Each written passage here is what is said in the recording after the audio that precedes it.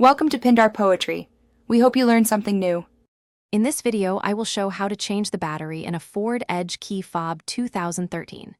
Start by locating the seam and gently prying open the fob with a small flathead or pry tool to avoid scratches.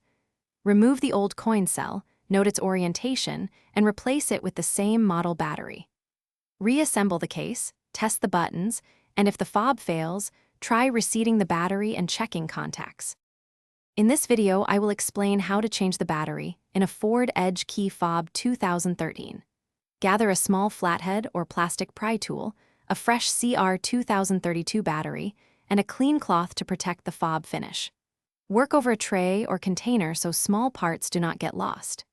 Use gentle pressure when opening the case and remove the old battery with tweezers if needed to avoid touching its contacts. In this video, I will help change the battery in a Ford Edge key fob 2013. First, pry the case open at the seam near the key ring and separate the halves carefully. Lift out the old CR 2032 cell and note the plus side orientation so you install the new one the same way.